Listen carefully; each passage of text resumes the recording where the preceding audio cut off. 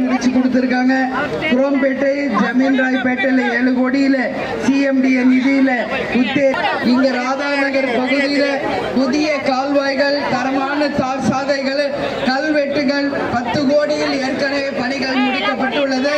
நான் பேசிக் கொண்டிருக்கிற இந்த எதிரில பக்தர்களின் கோரிக்கையற்ற நிழல் குடையம் அமைக்கப்பட்டு இங்கு இருக்கின்ற அனைவருக்கும் வாய்ப்புகளை நாம் ஏற்படுத்தி கொடுத்திருக்கிறோம்.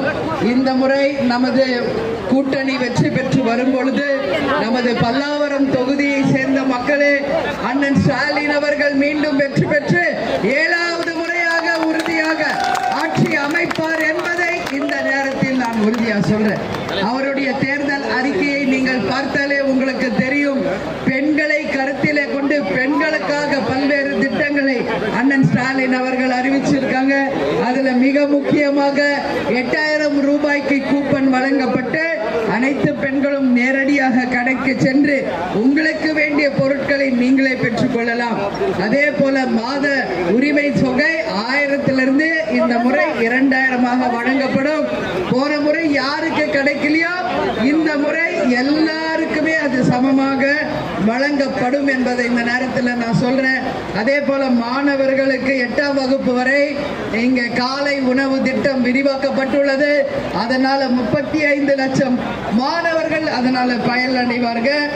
அதே மாதிரி வேலை வாய்ப்புக்காக 1500 ரூபாய் படித்த படிக்காத இளைஞர்களுக்கு வழங்கப்படும் என்பதையும் இந்த நேரத்தில் தெரிவிச்சுக்கிறேன்.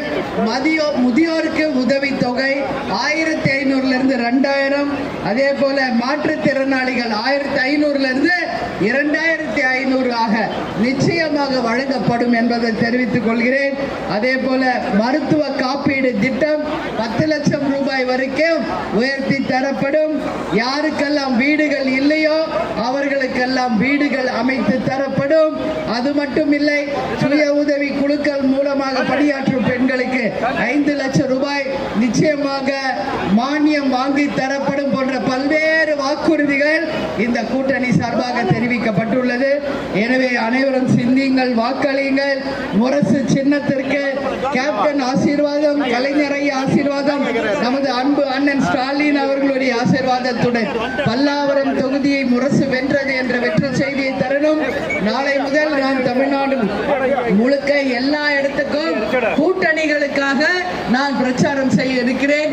இப்ப கூட காங்கிரஸுக்காக குன்றத்தூரிலும், அதே போல அன்பரசு அண்ணன் அமைச்சராக இருக்கார்ல தாமோ அன்பரசன் அண்ணன், அவருக்காக ஆலந்தூரிலும் நான் பிரச்சாரம் செஞ்சுட்டு தான் வந்திருக்கேன். நாளை சென்னை சிட்டி முழுக்க திமுக வாக்கு சேகரிக்கிறேன். நாளை மறுநாள் திருவள்ளூர், மீண்டும் எல்லா தொகுதிக்கும் நேரடியாக செல்ல இருக்கிறேன். எனவே 21 தான் மீண்டும் நான் சென்னைக்கு வருகிறேன். எனவே எங்கள் வேட்பாளர் முருகேசனை உங்கள் கையில் நான் ஒப்படைத்து விட்டு செல்கிறேன். நீங்கள் அனைவரும் வெற்றியை தர வேண்டும் என்று கேட்டுக்கொள்கிறேன். நமது முரசு வெற்றி முரசு என்று ஒலிக்க முருகேசன் அவர்களுக்கு நீங்கள் வாய்ப்பை தந்து வெற்றியை தாருங்கள் என் அன்பு சகோதர சகோதரிகளே, மக்களே என்று கேட்டுக்கொண்டு கூட்டணி கட்சியை சேர்ந்த அனைத்து சகோதரிகளுக்கும் என் வேண்டுதல், நீங்கள் அனைவரும் 23ஆம் தேதி போய் ஓட்டு போடுங்க. முரசு சின்னத்திற்கு ஓட்டு போடுங்க. இங்க அனகை முருகேசன் நின்றாலும் நம்ம கேப்டனே களத்திலே இருக்கிறார் நினைத்து நீங்கள் கேப்டனுக்காக நமது முருகேசனுக்கு வாய்ப்பு தரணும். சகோதரர் கருணாநிதி மற்றும் ஜோசப் அண்ணாதுரை, அதே போல பல்லாவரம் ரஞ்சன் உட்பட கூட்டணி கட்சியை சேர்ந்த அனைத்து சகோதரர்களுக்கும் இந்த நேரத்தில் என் நன்றிகளை தெரிவித்துக் கொள்கிறேன்.